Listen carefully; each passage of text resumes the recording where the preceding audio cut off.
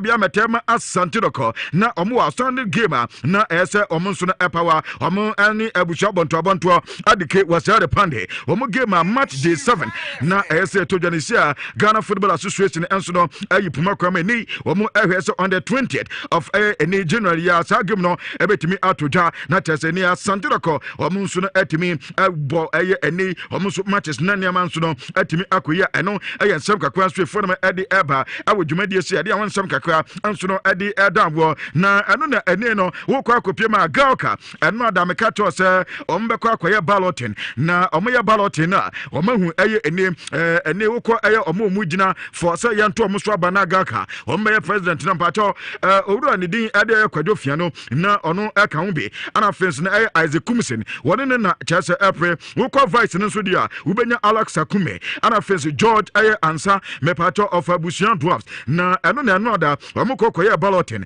mepacho president chahono kwadwo fia no number 1 ana face no Isaac Kumsen number 2 na okomo so vice nso a Alex Akume number 1 ana face George ansa nso number 2 entane ye di form edi eba awodwumadi so na na pe no ye di awonsam ne kakra nso edi edamwo on Nhyira 104.5 FM eso enso enie yanko kakra na fe ye hwe de we niam na enso esitie ukwa akopie mo krobia metema asantidoko reporter ebanie wonim sa asantidoko wo mni wafa game no mepato astrotef no so anu betimi akwakobo sa game no entiana na pani ametense asantidoko wo munkoye training ewa de kujate mepato mbekwa tonso mama part eni astrotef no eho na cheso mbekọ no makwakoye training se na ebe ombenya de feel na fe omukọ wafa amo enso game na niam anso atimi akoye edi amakrobia metema asanti kodoko entani ye de enso eform edi eba niam etinse wonim se NCC etwa letter edi koma board ne se ompese omuni omuhia na fence the internal wranglers enso eto jana omatimi asovo na krobia metema santroko ade chensem kodo eto etimatwa reporter na permit ne se board no enso shedit na fence omatimi ni NCC no etimi ahia omu enya ahia manso atimi akoye enso ade amoma eno ensem kakra nso eforma ade eba ewo dwumadi so eno no pe no ade awon nsem kakra enso ade adamwo on Nhyira 104.5 FM eso so na wonim say ade say nanayo amponsa after say onya covid wonim say sia no mo solution reporter eba and so mo respond to treatment ene bibia ekoboko enso ade ama ene kodoko sure nanayo amponsa entani ensem kakra nso asantidoko former kati edi eba na oko hato foka mepato dia efro no enso eba ne ayade sa hato foka boboko no abranta ne di enso edi lawale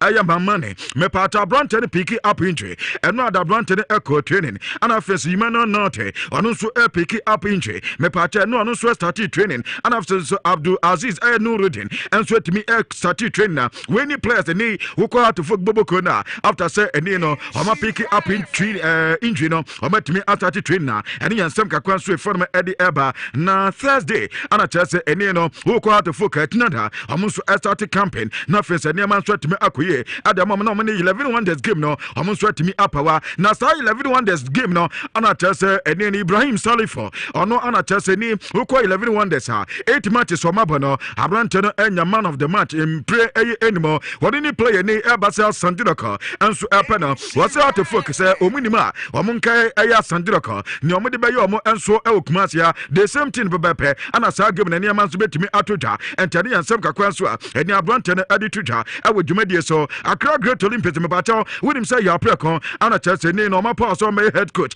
enso enfomomo na eno na chese ni ye bisa ya prekon sa appointment no aba no pay no yendi nkoma Accra na yaw ye hwe de we niam enso esiti appointment no communicating even before he got sick. So when this opportunity came for me to step in and help him out, it was just a simple thing for me to decide because I thought he's doing something good here, and I feel like if I can play a little part of it for it to take it to the next level before he comes in, why not?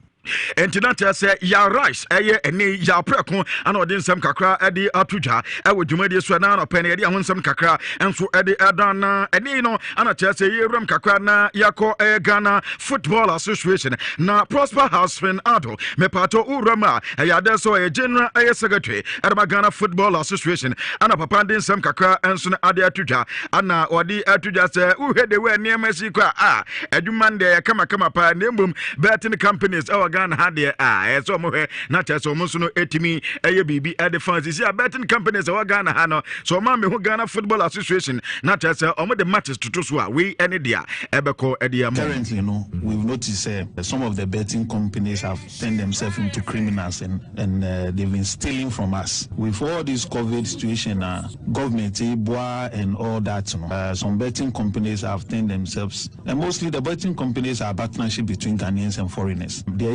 say Ghanaians will partner foreigners to come and steal from Ghanaians. Until going forward, no, you better take your own. They are attacking our product, so we attack this. Obia de daho, now we fat, now we cotton, now we want yahuska. One company, one SB. Because coming week, I would marshal all the forces of the clubs to go after them. Because you can't come to this country and come and steal from us, and then you will enjoy. You see a Ghana league bets on it. Yet you are taking bets on it, advertising all over the place, and then every weekend you make up money off our league. Meanwhile, the clubs are suffering. We have to go and push for government to come in. The money cry is not enough, and clubs are suffering to play the game. Then you sit back and then you take bets and get the money, and then you enjoy alone. It's not fair. Last time you realize we push all the way to the gaming commission. Yeah. They called them into a meeting. These betting companies look at our faces and said that your league, is not worth betting on. Then you take bets on it. We are not saying that there shouldn't be any bet, but come and see us. I can't go to England and then go and form a company and start taking bets. The gaming commission there will take action. Well, I say, I know you're some kakranso, and I dare say, to Ija, a Ghana Football Association, and Macado, and so no, to Ija, and answer Prosper, and so I did to Ja, I would media so, and then I penny idea one some kakra, and so no, a day down, I went to shareholders. So I wish my friend Semino, and for ACNMC now, Oko, in a sports ministry, near Ayatin, honorable as a Kwame Siama, one we are Nebia opinion and Timan Twas, now went to also dia honorable Mustafa Yusuf me pacho oko national service scheme or any paying pa atese ni wutwa no hwema ne manyina nso ateto adwobrew ana yetete say the Ghana food there be Ministry of Youth and Sport wa hwe ana teso penyi ana tese ni ye ba behwe na yetimidi na ewrem na nema enso atima koyenti honorable Kwame Esiama yemfa ma no ana se ja yankebe yanka yempro bi fufro na yemfa ma no eno say adese non krombo pa ma yebeba na dia nyina yatimi ediaba ewo nchecheye ahodo so ha Nhyira 104.5 FM so nana kwadwo jantoa edi Kuro Yi Mu Nsem edi to aso dia mana ensem no do so papa na ayi dia na wi ba ko no wo se hefa na ushui na mehwe asafo asafo asafo no o interchange no so okay. Interchange, I know I was say the crew. Odia say, and now I yes, no. Yeah, too. As a for interchange one. Across go see across corner, One say and chair hona, ye see stores. And the stores in the who AC. But interchange now a bit me a buaguno. Odia say, and no, any who is on for fair.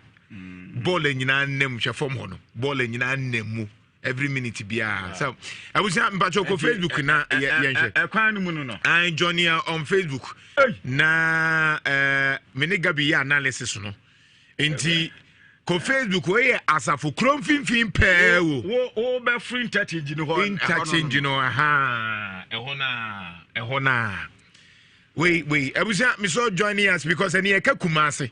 Wow. Aye, Kumasi. Oh, every minute be a finem. Oh, nice. Every minute be a Kumasi no asafo. Kumasi ni yehune sa. Oh, Kumasi fe say asafo. I was anti joining us on Facebook na hebi. Menimi ni na ye ka ho asem. Say ahawa for happen. Oh. Wa fa ha. Mafa ho. We interchange na say me said that mfa ho hu.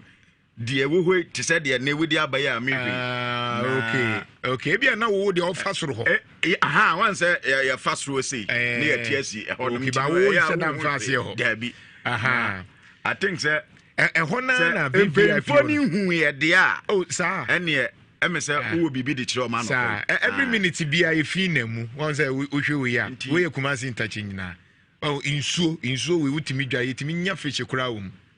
But very serious. This is Kumasi for you. Very serious. Na adwuma no nso a macha ase no.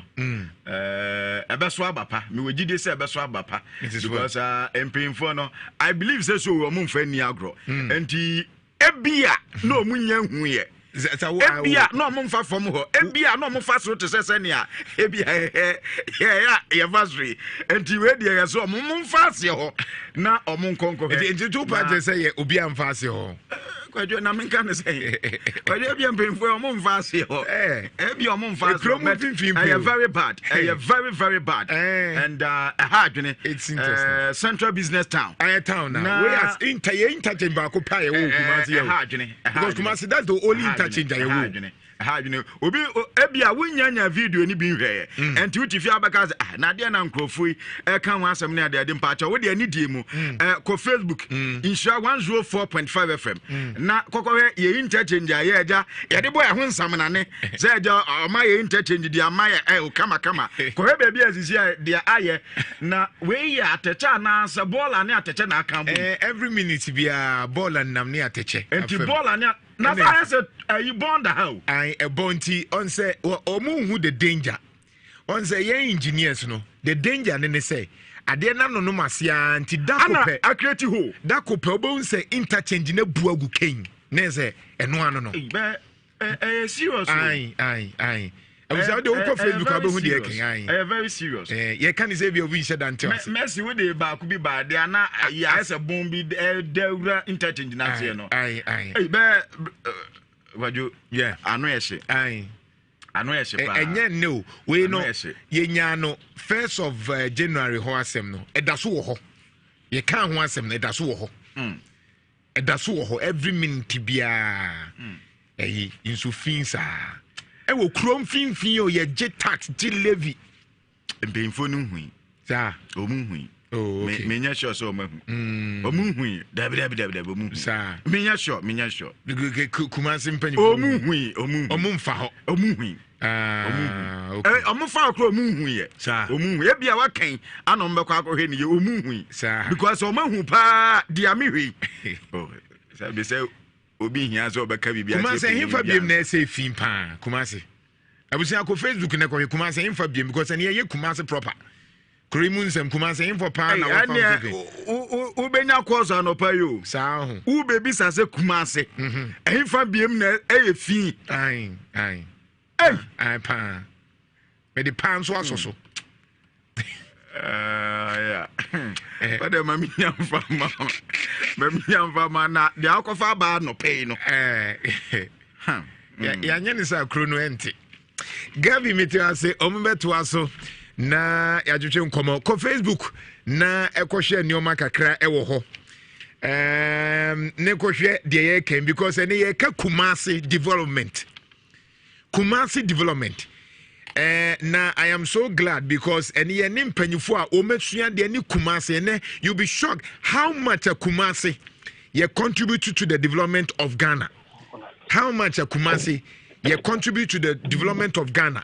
Now as of this time asafo interchange na anyway mayenko ahoma no so na yenkotwetwe nkomo kai say independent candidates for Mina Lawyer Siama Honorable Second Deputy Wakasa na say was obe joining MPP in decision making our parliament nature say ma me former MP mention of entry Honorable Collins Osu Amankwa afishapa afin committee abom ti say Yankopon ado Yankopon ase I am sure say na the nanka mo hwe animu na abey officially Honorable Andrew Amakwesi amase obe join mo in decision making our parliament. She say a chese mo ye majority anaasɛ sɛn na ɛsitie standing orders no kyerɛkyerɛ mu. Mame Emma Santimayachi, Echia, Otikokoso, Nana to the second. Nana make us now Machia MPP party for the grassroots for Michel via Santimana. Michel, I do my phone now, so Moby be a fish up. Asem no and a wakan. So, Parliament standing orders not recognize it. Two caucuses, majority caucus and minority caucus. And the party for Bia Eba, if you are either say, Odo or who did the majority party and answer minority party. But the recognition here, the caucuses.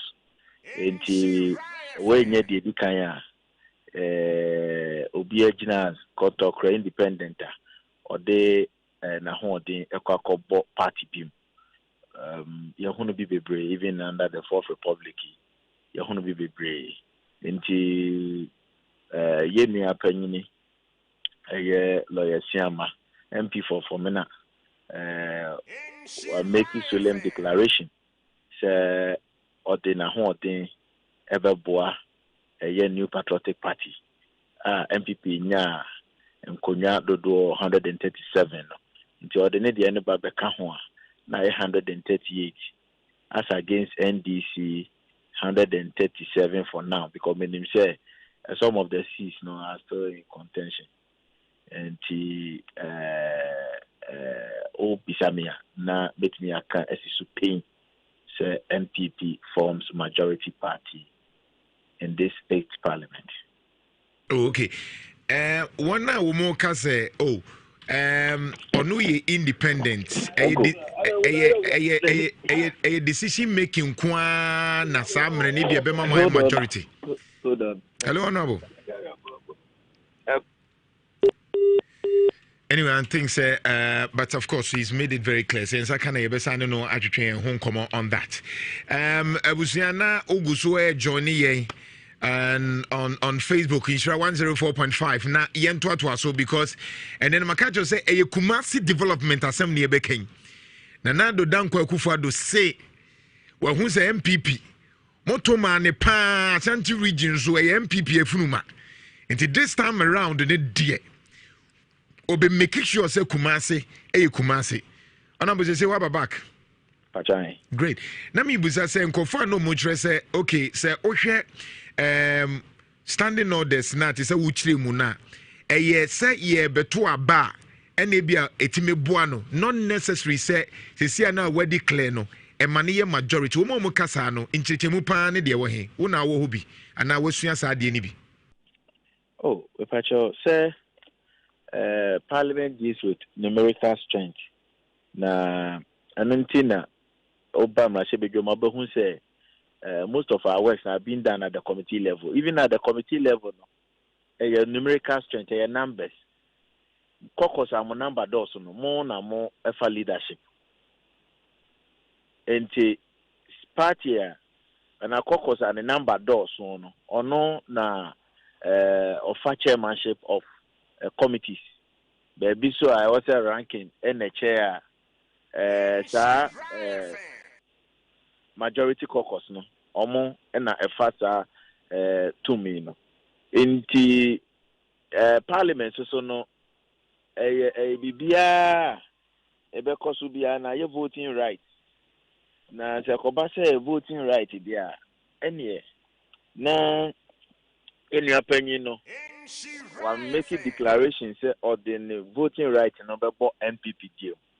And no enema MPP say as we speak ama MPP caucus no ayekese in any case me kai the late Hawa Yakubu any Victor Behu omo nyina no mo ba Mashebedwam as independent candidate but ya mame Hawa the ne dia kokobo MPP and your papa Victor Behu so the cocoa ball NDC we nya dia the dikaya you who be say intino I think it is clear say MPP form majority caucus, and for that matter MPP forms majority party. Oh, okay. Honorable Yeda say enu nchirichim bibia yebesa asabo aswe official council.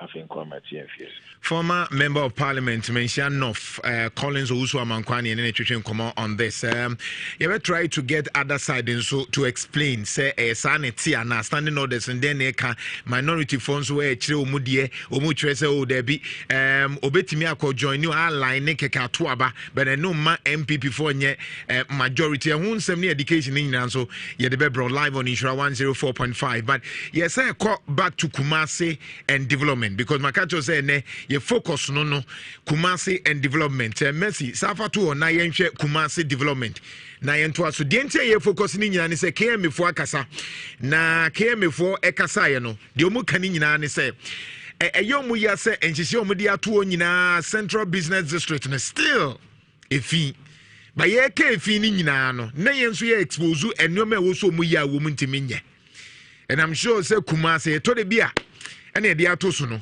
enti obehwe na ye kan say bia obi wo won hyeda nte ase ye de bia ye de ntini ye ka garden city wohima wo ka say ha ye garden city no na ye patire sen yesu san ketenkete kura na wuduru kejetia na am the way yesia planning city na city planning e ye course o okokra me nkromeso yampoma ye wanimdifo bebre a wo ma planning city ne dia koma KMO ye won panyifo bebre na waahwe abusua ko Facebook ne kohwe de ye ken ko Facebook o ne kohwe de ye ken se Kumasi a ye ka Kumasi planning empanyifo atro nkra tai betimi aboa me anye bia I am aware even way back in 2012 nyamia dum yakofa Germany kakra Dortmund uko Kumasi a ye wo Dortmund Kumasi partnership. I'm telling you omunim o de join us on Facebook because any be Kumasi and why Kumasi because yan nyina ya planning paint minim de eken yakosu yan wa de ntie be Kumasi ye nim somewhere September 11 no na Dr. Samuel Sapon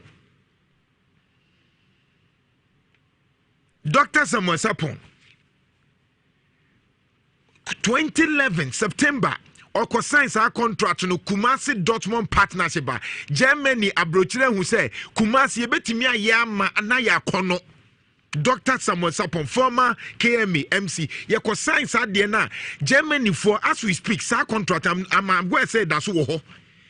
Germany for you ready set room boye near Befaso. Sa pictures in Kitahuni Ninano. I have them in my email. Dortmund Kumasi partnership. I have those things. Then time na Mr. Mr. Simon should be no okay. Nini now yes ye man for every assembly hoko Germany. Eko yes I no many nina anka this time Kumasi and yes any eka ho asem no.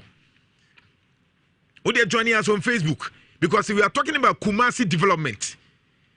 Kumasi ye fi yes ye wodi empanyifo nbeye but ye yankasa no so ye beba so ye suban a de bia ye 25 yakoye resolution aba enti join ye na hwe de ekoso me say KME omu Kumasi Dortmund partnership me say enye yesi o because I have the document Germany bronina wo me ye partner because e ho ne ekoye any I am aware as of now still in the partnership no at least every year be a timer assembly members name penifoni because Germany eko share a kwanya be first because someone who say garden city ne betimi the aba back now I share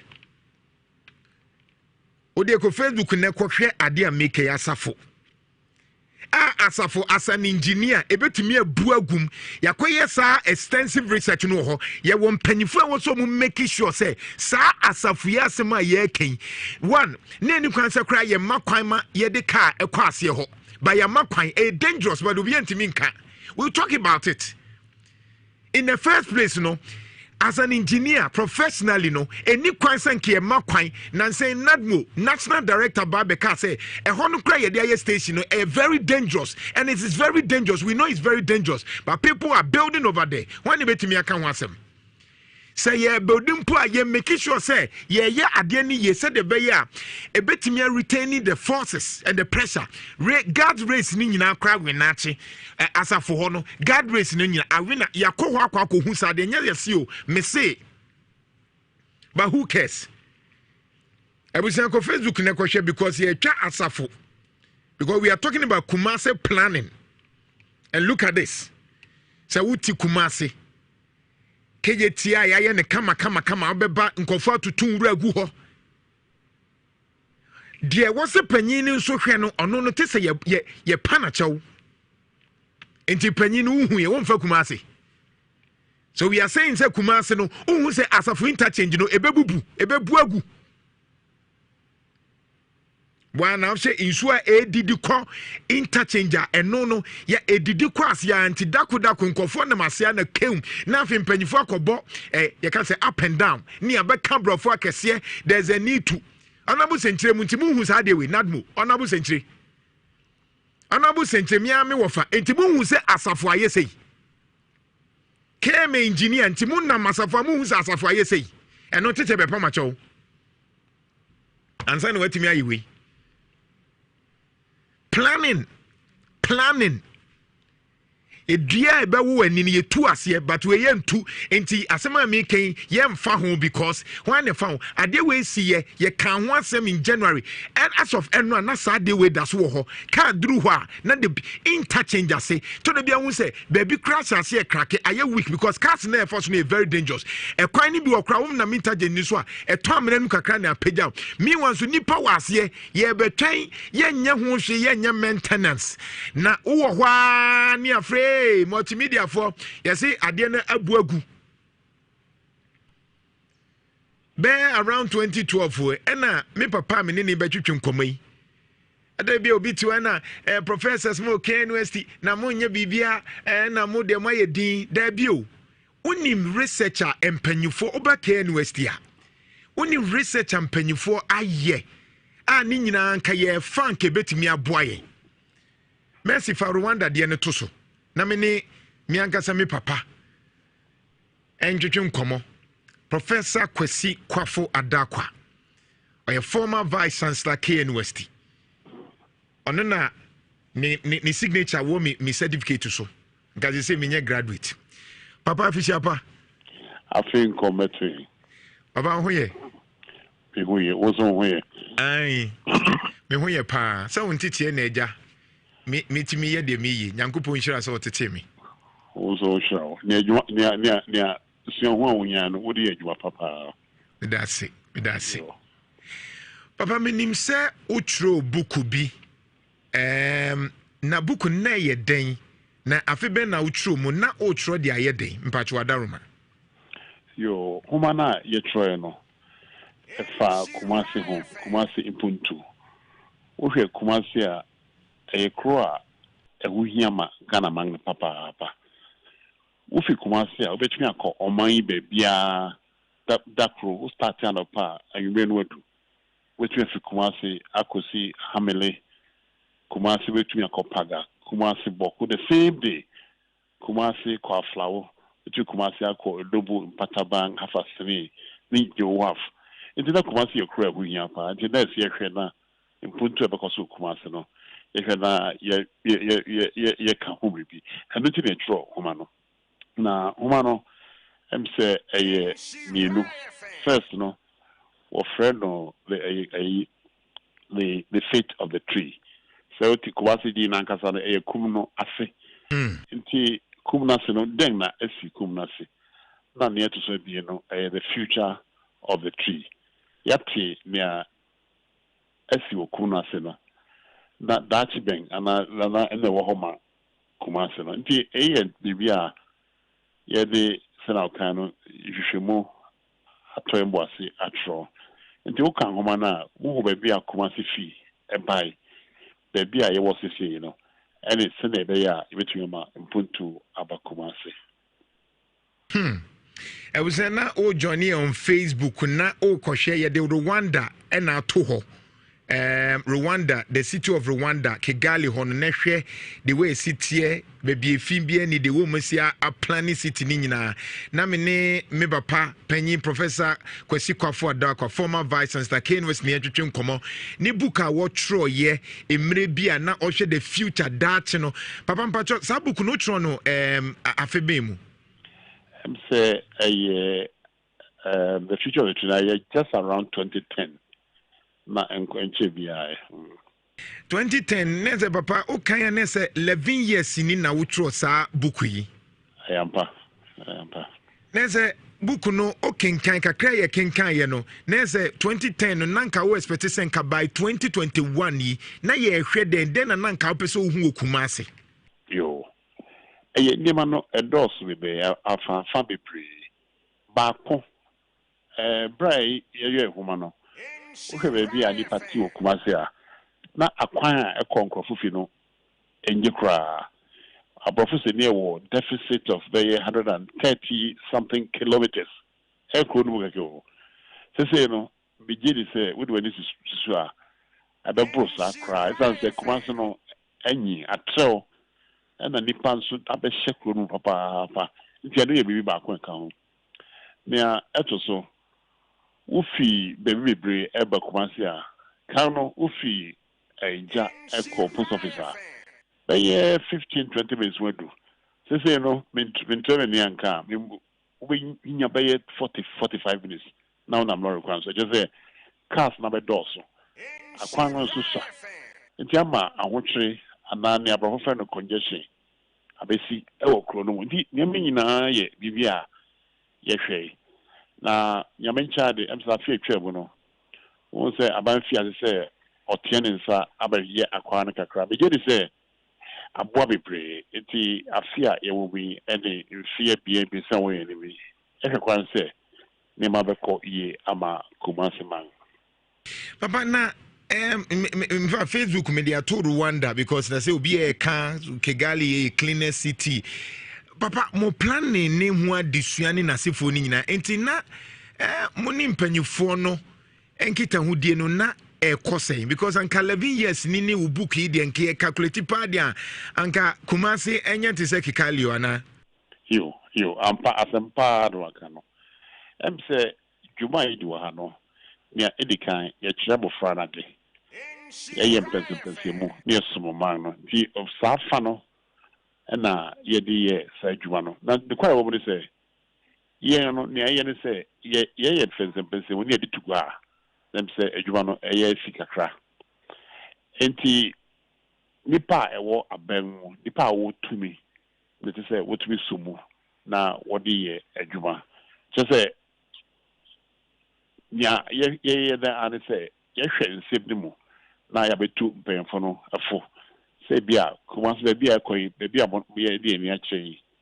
mo ma yen ye ni fio emwa yen ti yenkose di wuti wo ka chere na wentie ana won wa ben mo no ana won wotumi no wutu mfu na won ne se ofa na won entie a mse yenso ye ni bibi kase bia betumi aye papa ya na house say wenya bre na ohwe wona omudi adwen book na nkasa wota ye book no adwen akese kwan a ebema kumase traffic a bebrebe o kan ho asem 11 years ago kwan a kumase ebefa so ahyehyɛ ama obia ho betono efa ball ho nsem ne nyina wo kan 11 years ni na still na no kakra babat yeda so ekoye chi na no bia asem a wo kan ye a na how kakra se mutimitro sanyo nanso implementation na ye problem ana no wa bolo tofa no atete pa indim ya na ye to be enye ye wodim de no ya beda de di na so ye to be tu anamo mfa anya adwuma asema papa enti na ye bekoso na ya bo hu de ro nyamencha de bia no bia ba obusu ode aye adwuma man Enti moving forward, Papa, solution be then for Kumasi. Because minim say waka de, but minim say modern trends in Naba. Maybe say me who Kumasi like Rwanda media to Facebook ama phone so air no. I just say gata mu kro bi gina mu ADD because gata ni a very need. O share green na e wo ho ni na se for affairs no na ye ko aduma. Ye hu sa de ni na nse me kopem ho asem say ye fa kejetia. Almost 1 hour just from ano ho keke eba omu run about no na aye problem. Enti planning na papa mo kire ye ni nyina no. Ade no mu mpesom de be ye aduma. Papa, no, I think no heading kakra. As I say, Ghana had Kumasi and Moko, your friend gated communities now. Who say Abrabona or a different that's runko. Oh, and you know, Ubisa on the then as a crowbar quan, nipper be an alcohol beer, nipper to be due on would be at the fraction I did kakra. And he now, Sarah Mecano, yenya. Abrabona na Yusuba and Science Suba a bed in Papa, but Kigali are okay. And you be strong Kubia. If more so you between ye. Na Nipa na Tafracha assorting a walk with no. And two come be a Pesa obedience or be a Pesa be control no. Until now, why did we no Jana or we jump paper not to cut them. I so job to no call. Na unya tubi ana unya kudro eka chele se nyawe enya meje de se before no onye sa de kuna bio enti moma yenyina yenso mo se ampa nya ye no okwan ye sa ye twa so far no enye enti se sesa ye sesa wi a bo se no ma no ebeye enti ankrankra bia wo kroma no me hu hia ma sa adwuma ye ka ho asemi Senabeya, Ebema Asubri, and a Cronus, near Dahona, Fefe, Sanamecano, a Croa, Ocean Ghana Crone, and who yamma, or Mangapa. As I said, class a call, but Ghana have a piano, a more fun and Quasia. And he, young shady dinny, if he needed in here, Mikiri says, Saki Gali Ocano, and Richiabimuno, both say, young son, if you see a Wajuma, and Chibiano, you ever call, and I be just out to Biano. Papa, finally, Kumase, Oshe, ye dreadie ni ye economy na. Saying na ne contribution at the boy Emma Ghana, se Kumase, Payaka Kumase, who a dreadia, and for so ben yenya Emma Ghana na. Yo, and no, meant to be finch no Sikafem, and I meant to be in quantifiable form. Now, what would if ya Kumase be a friend? Break ball king point. Just say, would the name of fee be a bar? Would ha? So to be tombi and Sarako. Share easy, very easy case of onions. And I jenny. The Pia Jenny Boko. If you sankase, if you be a bakroma. Now, if you do cromana, a trouble, Oibi and a water. By the same. Now, Ocean Swan, Nema and Namakwanswa, air baron. Every contribution is substantial. Share inland porter to say where you have Yuntama, a baby jubilee. Share railway, I walk on once a month, a bay, share quam be by a baby. Nina, was a quasi importance, no, a be heightened you. So, Miss Africa, a quasi a crew, we hear papa, it's some baby, it's you know. It is a Sausha, not your contribution to Ghana, no. A very, very substantial. The power when you say transportation or foreign transportation hub. Wouldn't so nam you wouldn't assassin so a baby or befano just over for Kumasi. And then a chrono a war potential as you say. Now it's sumuna etu impono. And the Kumasi no say Sunday can the Dutch no a idea say who here empire be a baby your boy homonica crap. Kumasi be Croa, of a friend crabfish. Baba, in him say one professor Bia, so I want to see a research free Germany get Hofstede. I know say or share ye long term orientation say Ghana ni ye juna ko echiri bibri party infantipin say dwen hwe kan no. E wo form kakra in fact on my 4/100 also na mo che ye planning nso kire se ye dwan hwe kan ye hu de dachi ye betimi asie Dubai fo timi ye China fo timi ye Rwanda fo timi ye de nkoa na ye nkoa with all nimdie yi ye de entimi dwenhwe kan dwenhwe kan hu nya papa na wo hwa sada me kan no Ghana no suban no feel bi na oba na obo prefer solution enye ne se ne kwa no nim bibio ye wa atafache yeti kuma se asese mu nti wo ma 4/100 onko ne ye kan ne se ye suban no let's say nya sakra kakra ye nya sakra na be gidi se be boy nti ye che no important but they situated within a context say yeti asese yen value system yen culture di nyina ka ho nti etumi ko yi ni nyina na yem ready nyina sen kese ye pese tumponti no say otra ye be die be sorry no na ya say Amsterdam anya sa ne ka no ana Hamburg nti ye hwe ye se be ye unique way between they develop but ni nyina be gina onipa suru so obia be ti asese o man no ye nyina ye nti ye moa na ye nsomu na entupon amaye the here say be able no ye be kai ho say do that be dan ni ma ye boy ho modern pa na be twa Rwanda no kra no enti kakra me wo akani Papa nyame nhyira say na oni adwetwe nkomo I'm sure say book ye be ma na ya remind enkrofo God bless you you also be damas papa be mo frame ya me ni budi san komo no say Professor Kwesi Kwafo Adakwa, former Vice Chancellor Kwame Nkrumah Pomuhwe. I was saying, me uko Facebook because and then Facebook me pesa wo hwe nyoma kakra wo ho. Ko Facebook na hwe me so dikai Messi safa ba ko ni za to obi. Ansa ne aba ekwan a enkofo bi na omutie.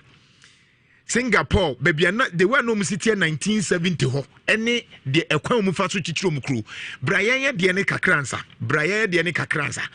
Messi fire de ne bremu kakra wuli mo fire de ne bre na mo nhye bola pa kumase yakotwa aboabo akotwa baabi wa hwe nipa yare entontom timi ku ye ene entontom malaria hwe bola pa wo bola yakọ Kigali ne yebekọ na hwe insu a yenom no wofom 21st century yesi ye ne abie hwe ko Facebook na go head ye kan bacho because today we are talking about development Kumasi development sase me kan on say nyina ye ko 31st resolution we see because this is typical Kumasi ensu a etena ye nananom ne enum bi no sa nsuo ni nyina say because ye de ball agum ye giant nine ye yes anwoma wo nyina da so ka eyofe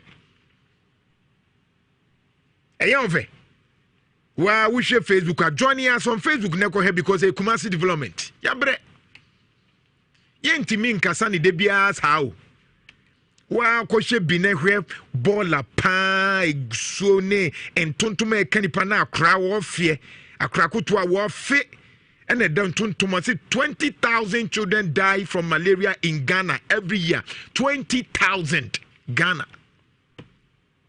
20,000 UN report Abusia ko Facebook ne ko he na wo baka ho wonti ase na enkra 20,000 eno na efia bonsama na if 20,000 are dying because of that join us on Facebook na hwede ekwe this is typical Kumasi mamini PR of KMA ntwetwe nkomo Abapa Henrita efia boaje te sen Erade Adam Ohuye Adam Ohuye great mo de krata bia aba bonten na ne tofa te sen den na mo pese yasote KMA the patrol mamintia we see for na wasiso the patrol ye kata ya de ba bonten na ye ka hwe eye obi bia ye ni di dwuma eye trading partners ahodo mo mba CBD ne mbedi dwuma ahodo say adaroma nansen ye hu say suban bi dedi wo ye manfo mu se wasesa enra ana say bola ahodo wahyehyere ne bottom na wahyehyere na wo de abeto ye facility e bia wo de beto kejetia ehon ho ananse wo de beto asie ho ananse wo de beto otumfo runabout ho nom na wo ja hoko boa na eboa bebre na eko nanso so yeso so yenim se anadwe bia ye pra eye CBD nim ya ye be free ho no na bia about 2 ni asesen re ni nyina so eden e free ho nom but anopa e bia nonsia pommo na obi afre so say na me hu ana wa send no picture bi say eda ha say na almost enra na almost say ma say free baby nti e bon ju be kata egu ho a che nenso akọfa free baby na odi abegu ho e na nya de so aye hu nkofo na omu di say adwuma no nti na ye mo ma ya we say ye wo bylaws a eku etia sa de na say kasetia sa suban no nti na ye mo mehu se na emra no etie na ya che omu mia a e wo say omu tutu omu ra egu and I decided me no nyina no etutu dwa Abuabu station behind Edom prison race course Yiriwa ewo asem labor office echi na Asafo Zion eho no eho ye communal dumping site okwa atefi na wodu nra no egu hobom na wetumi atwa so eno na yebo amanfo amane afa ho Kemi, mumbre yesa kase because sa kase we last 10 years mete. In fact, last 15 years mete. Last 5 years mete. Last 2 years. Musro sa mo bechi nkrofo anase de.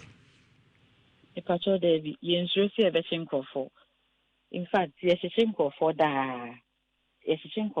As at last year, na ya nkrofo eko eye kota yakobo omuka bebre ewo ho. In Tinyadi, I relent to issues. Last year, cases I hold on qua, they call 1,002. A 900, and I to me a prosecuted successfully. In Tinyasa, yet to honor me a casasa and a jay, ye acted your way. Maybe if instead of say prosecutor on court, no, some more money to and now was say pra sanke betimi about developmental punishment. I mean because this town maybe ya child ye do ko na court say momo mutua na momo sa pra sanke betimi abuana Pachopi e ban say this a court and a beje fine no e won e honom ya de ye mai fine say just sport fine nti ye betimi look into it na say bia e be amend the bylaws no na say sport fine be mu dia but if the nipa no agina se ni bia na magistrate and as you see edwamuno aka say my fine will say in terms of traffic me kai say ye KJT runabout no from the engineering point of view no ye catch empanyfo ne say sa runabout kakraka na umaye no ebe cause traffic. I remember we had that argument at my former radio station and then the engineer then said so there be a yes sir. Now we've realized say so we free as if we touching Johor now Sania. It takes you 1 hour close and sana wait me ekwem. Enti mompany for KM planners no then no we yafa ho with this particular case. Whatever ma society dynamic picture na wo hu na ene na ebetumi asesa ye nyina yesu ye hu bi. And then the engineers of this place, and you came and engineer, you say development partners, and I any edi say Jumano. And she said, if these issues are coming up, as an assembly, we'll have to write to the appropriate authority. Nasa, it was almost so, or mobaba, or mababe. Am I? But from a layman point of view, the engineer say, ye kububunu, na ye narrow. Name also administratively, no, ye notify project no, na omu het nyombe, edi amaye.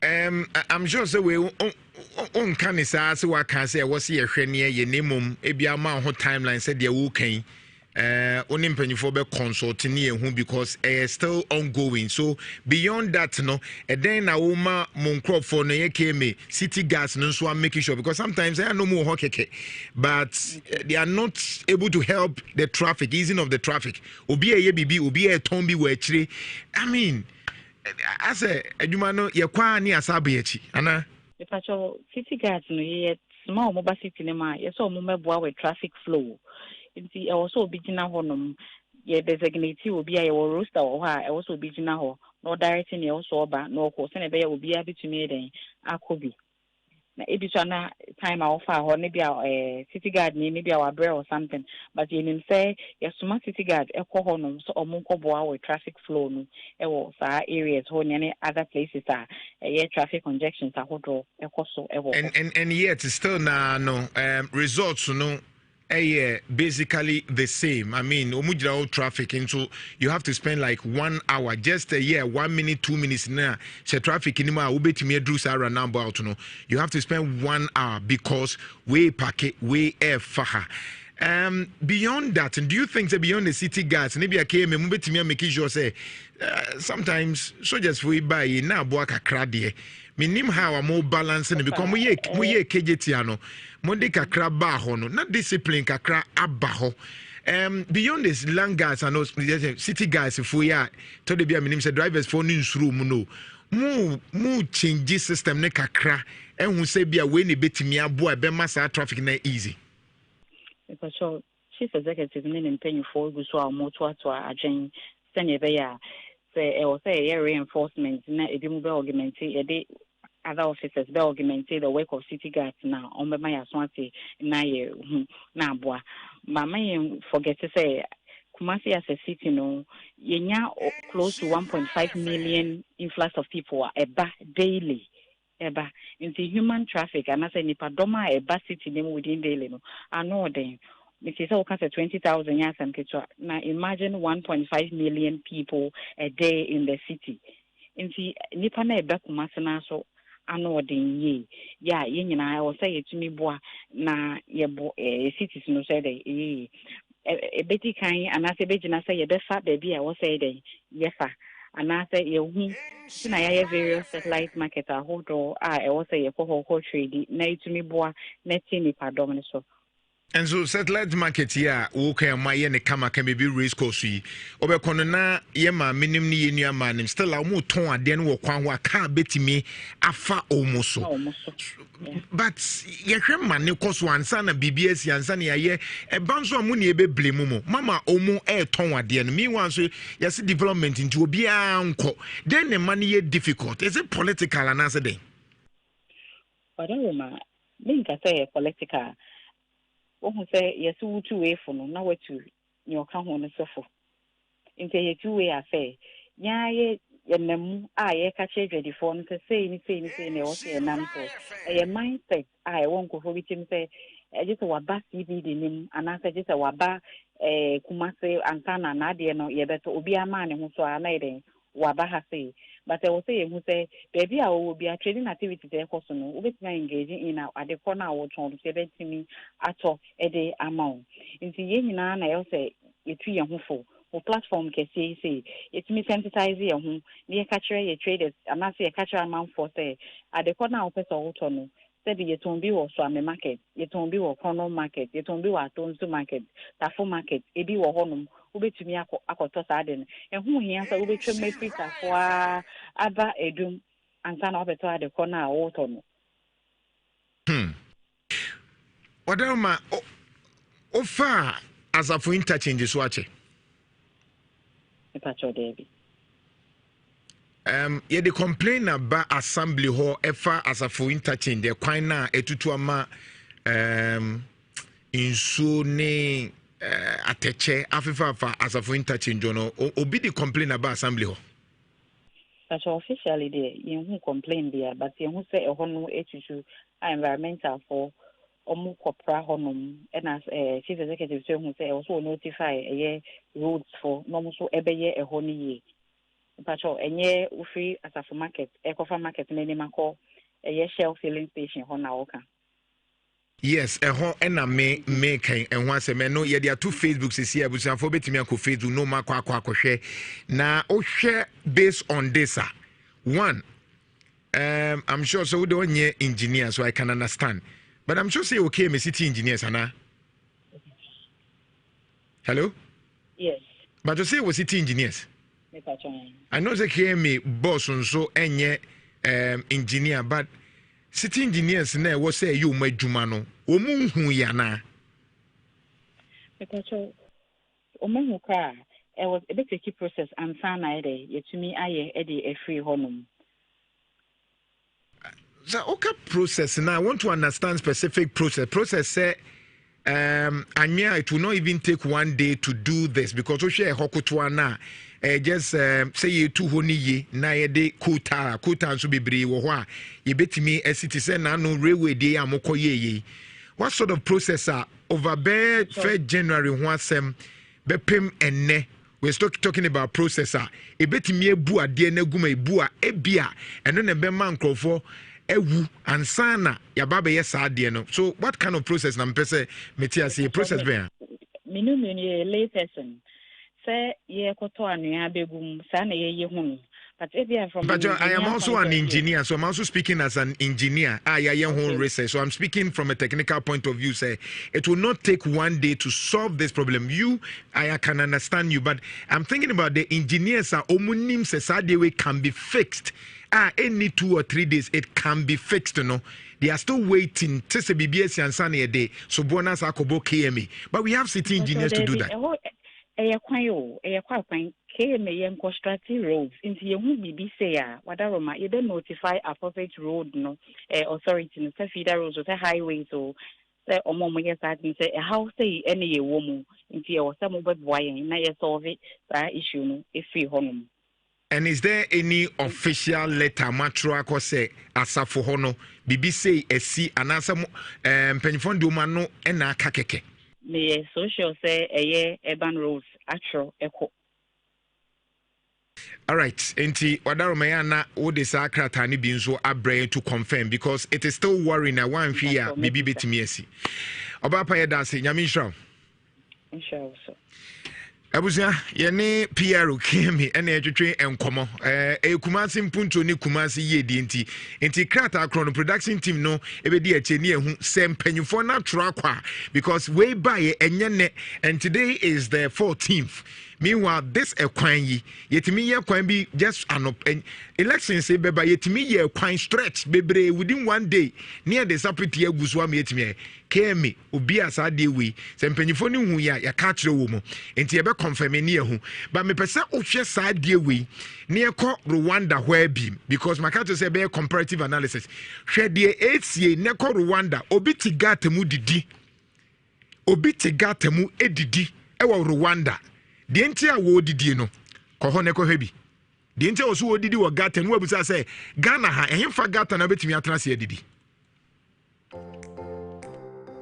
ahemfuchniye.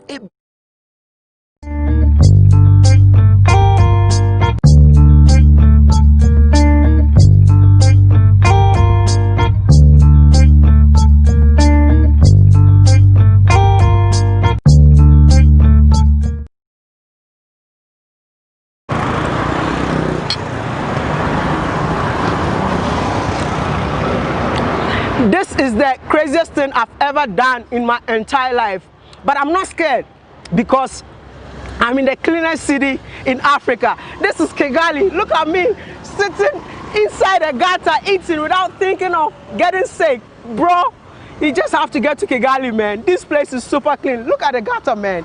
Just have a look. But first of all, let me take you to the streets of Kigali and look it for yourself and see how clean Kigali is.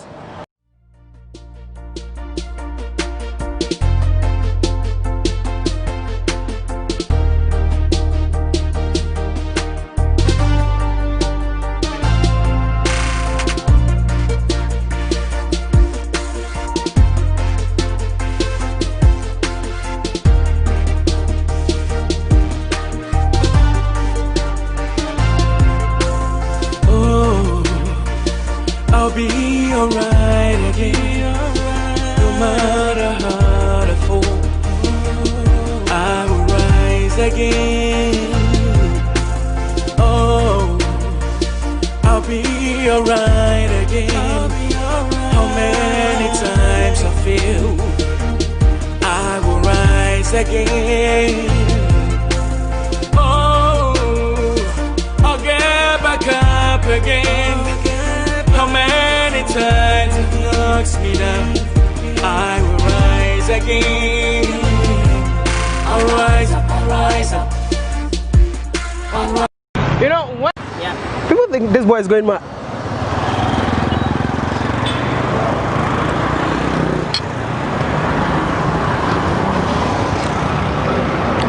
This is the craziest thing I've ever done in my entire life. But I'm not scared because I'm in the cleanest city in Africa. This is Kigali. Look at me sitting inside a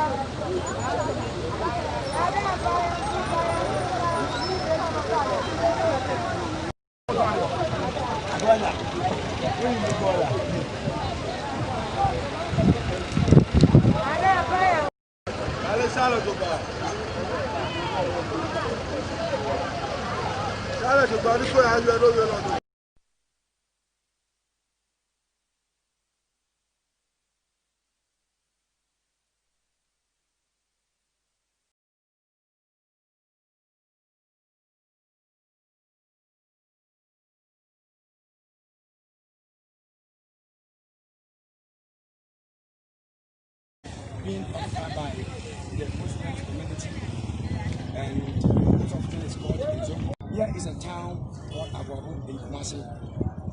Abuabu is one of the towns being occupied by the Muslim community, and most often it's called Nhyira. That is in Kumasi. When you look at the way the sanitation is being structured here, this container is being distributed by Sumlion Ghana. They give this container to communities for them to dump their refuse. But the issue is that after dumping the refuse, when the container is full, the distributors don't come around to fill the containers. So after the container is full, they come a long way around to dump the refuse beside the container, which is very bad. And looking at this nature, here is a place very close to a stream. This stream runs from another place and bring it into the river. So, okay, so we have one gentleman here. We want to ask him about the river, this gutter, where the water comes from. I don't tell the patch of and so we're doing never.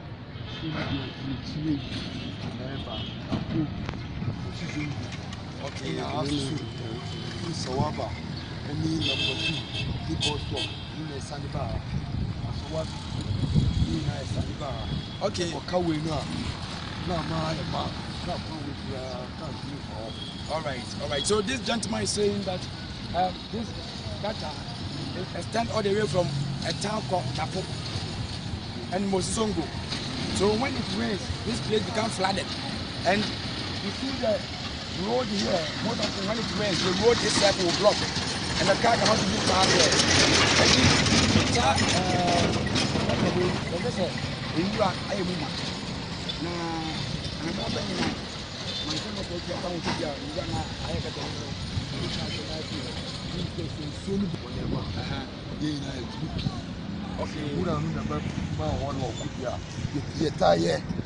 You tire, bye. So, see, no, be a fun watch.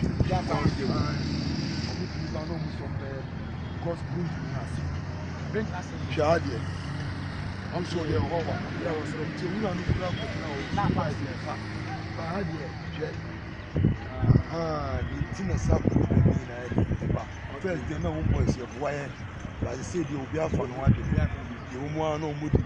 Cameras are banning for no matter to they be on Muya, they be on Muya. Two cents for them. I'm far from what you need. Okay,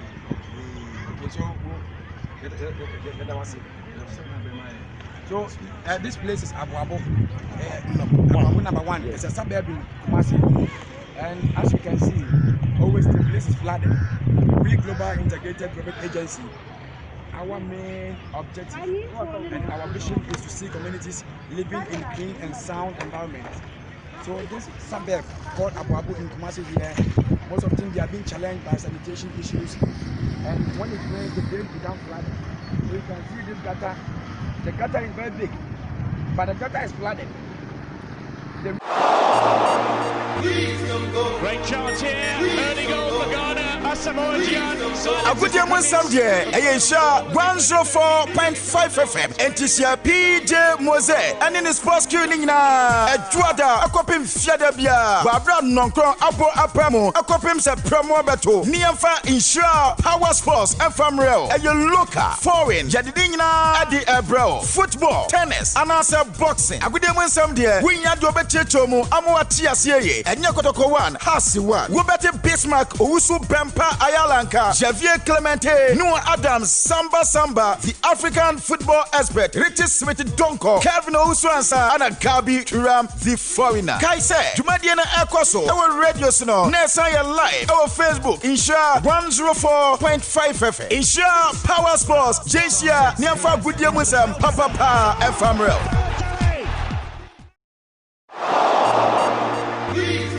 Great chance here. Early goal for Ghana.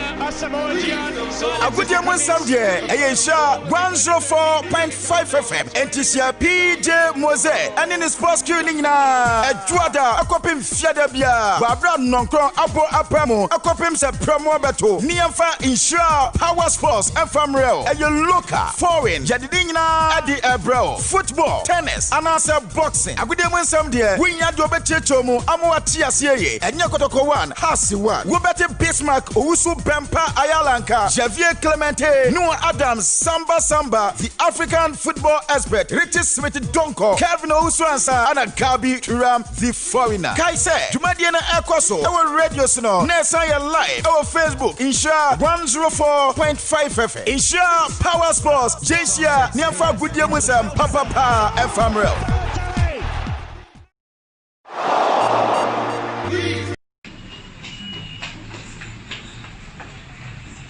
We did in Shaba Akwasi Jessinya Miche, Premias.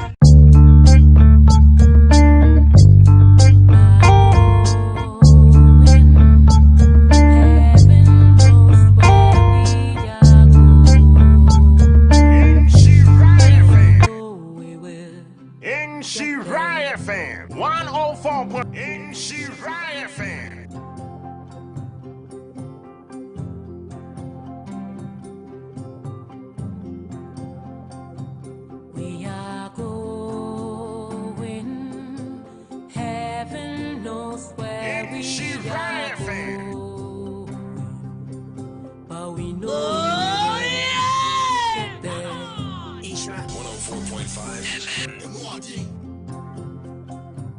We are going, heaven knows where we are going, but we know we will get there.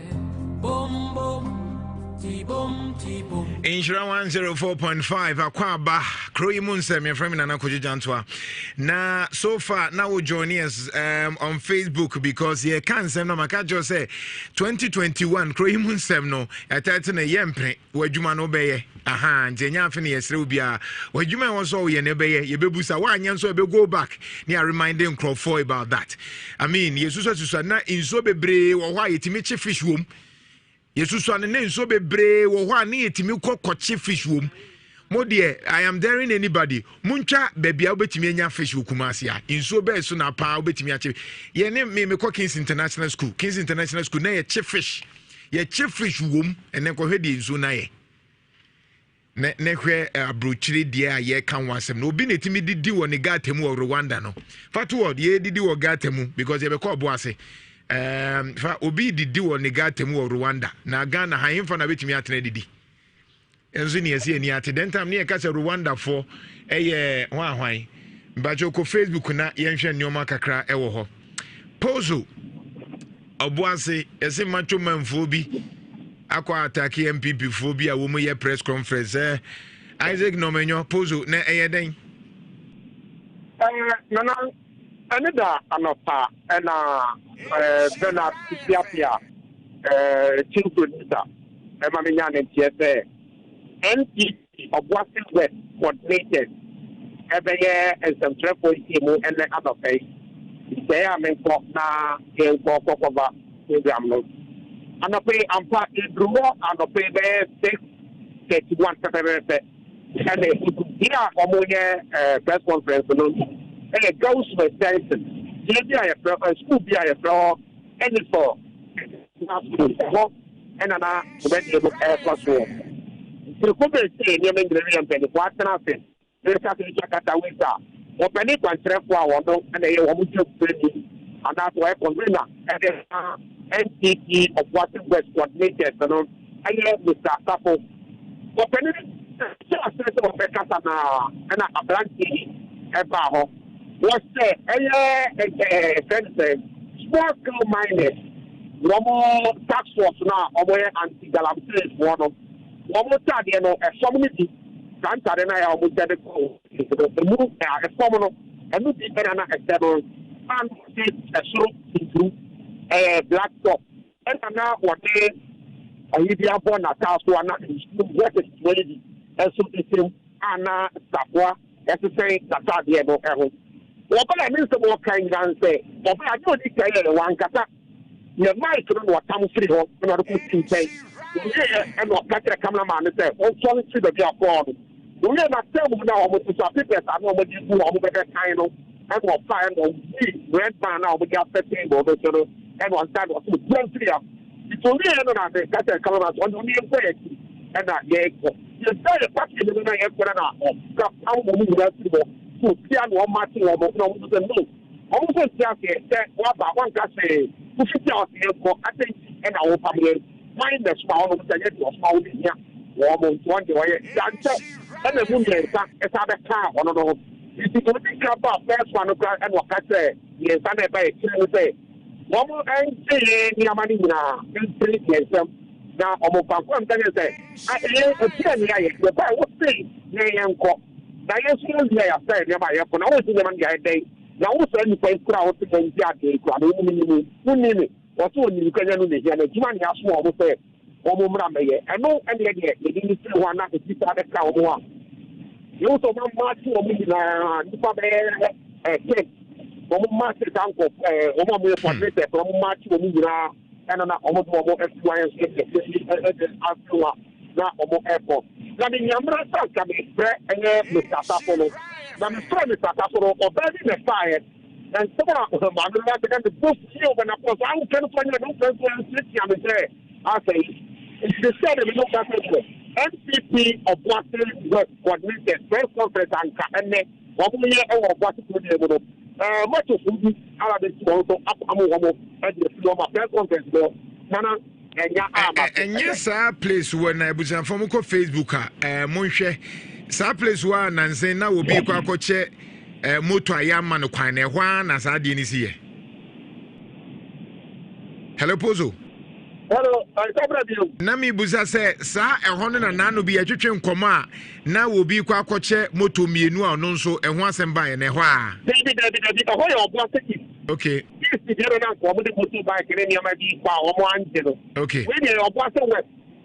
As a east, a jet them now, west and we jet them. What them are? And I work sooner. When they said, I go after the 2 1 city, Sakra, or a woman won't say, one more thing, someone at each other, and who can say, and Yama no press conference and cannot pay. Obuasi West, why any member of parliament? Honorable Kukwate. I don't want to so who you dear? Oh, now, and then I'm going to yes, I see that they say after the day and I experience the law. Like I said, the difference and also we do the answer. Now the poor Katauka, you're security.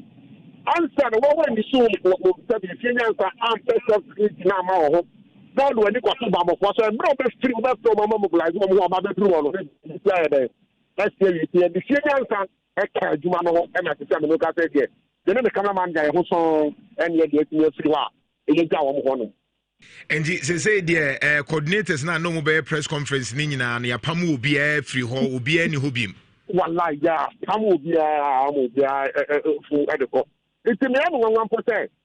The stress coordinator, Mr. Capson, would be a fan for him or bed in a fire because not so make it a papa no grounds or I know a very lady, of course. No, baby answer me.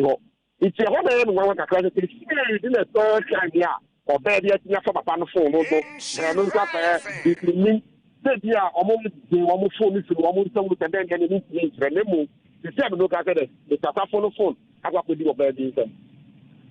Also, money Juma na ayana de in photos kakra na photo you kra na nanke be poapu eba na odi abre why thank you very much Isaac Nomenyo Pozo from Obuasi East problem Obuasi West problem because Obuasi matena kakra shaft FM na a beautiful city na ehun sem na kwe bebre menteme ho ase MPP nsem o boase bebre baby ya duro 21st century ayentimi nko yanim no macho manfo no nyiro mo ho se e gold ayetu ye omenya so mfaso ne de aye kwan wo mu storm sa anyoma nyina. It's interesting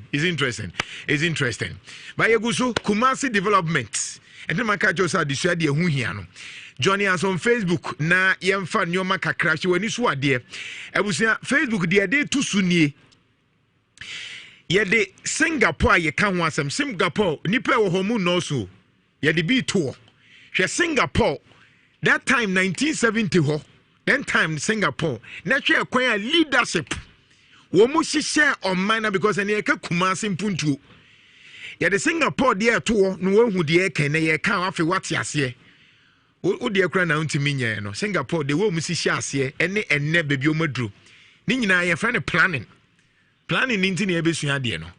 Alliance Life Insurance, we secure your future. Alliance Life Insurance, we secure your future. Alliance Life Insurance, yeah, bohudachi hubai. Alliance Life Insurance, yeah, bohudachi hubai. Alliance Life Insurance since 1890.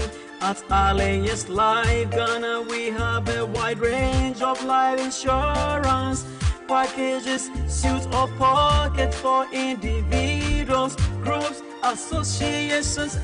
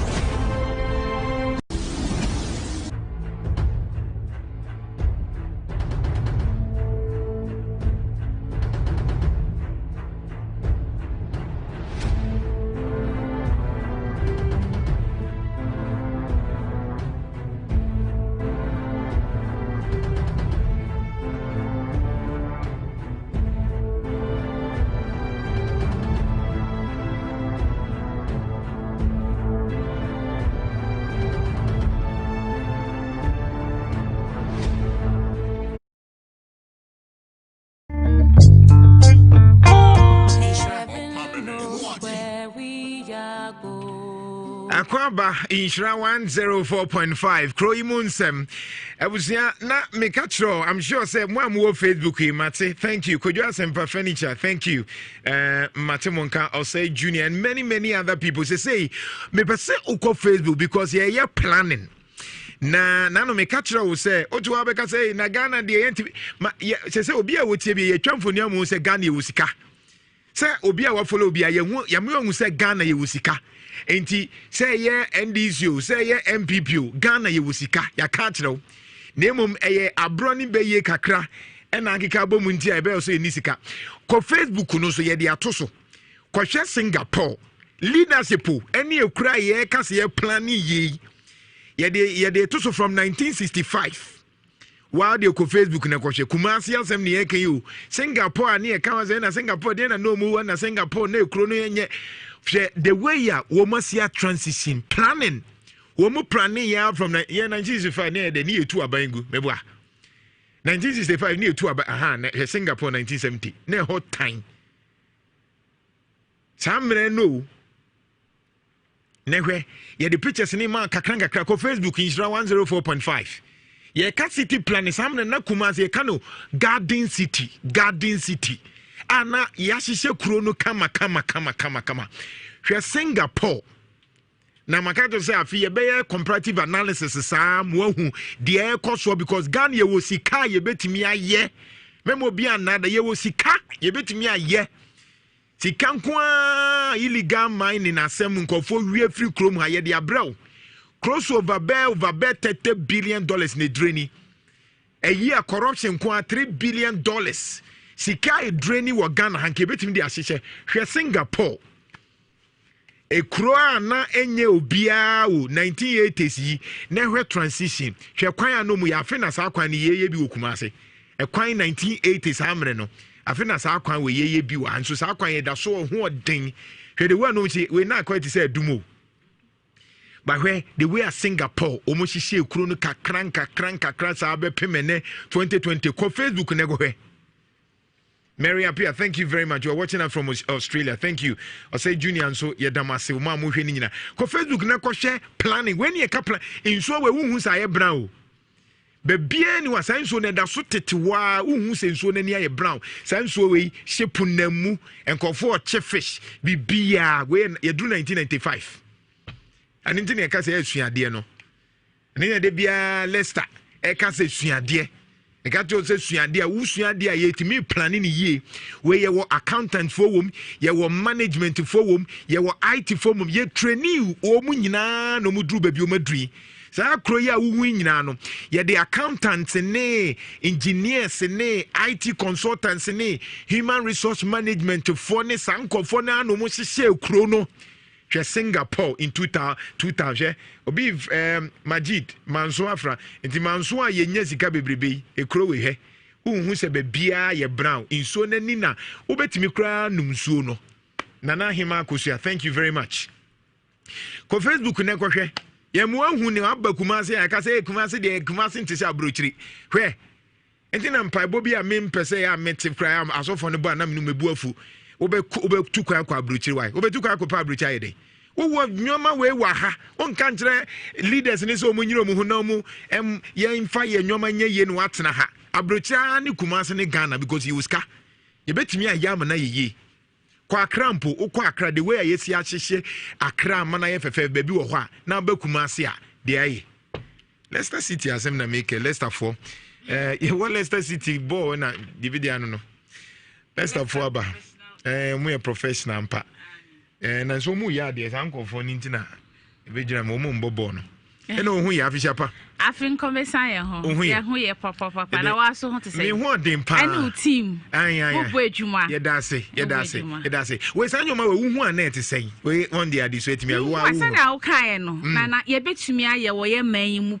sania ebinom aye no ye betumi aye adesua so eka ho sania wo kan no we enye nipa ba ko na ye accountants ewom engineers ewom ICT for ewom human resource management for ewom enti ye say bra Leicester Leicester Professional Institute. Na besua ade na also contribution fa beka ho na ensi on my Ghana. Yensi on my Ghana. Ene Kumasi Kuro Yi na Kuro Yi entumpon. Na krofo mfi abrochire mpo embra Ghana. Mfi abrochire embra Ghana. Ye na de bia ye be press ye be kwa abrochire, ye be press ye be kwa abrochire. Yanso ye won nyoma na obrenyi beka say resources a ye betumi e de aye. Nese Leicester Professional for mo betumi a kireche ama yenya adwuna ye betumi aye te say de Singapore mention fefefe. Na sa ye be ma foundation no. So na kan say ye planning. Nti ye ma foundation na akọ enim kakra na akọ gibi aka ho. Na o de ye adwuma na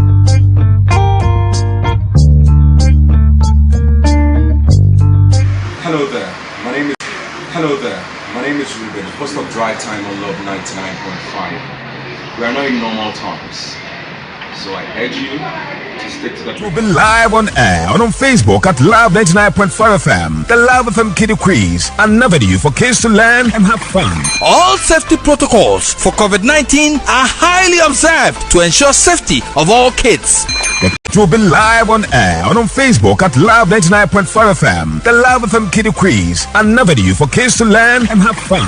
All safety protocols for COVID-19 are highly observed to ensure safety of all kids.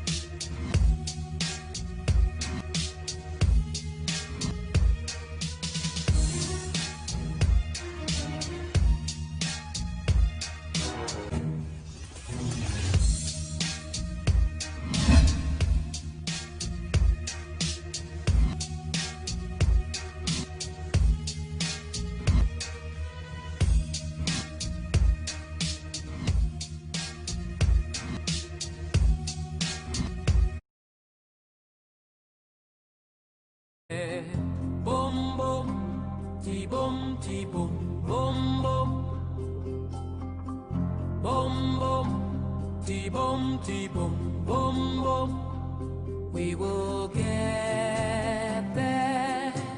Heaven knows how we will get there. We know we will get there.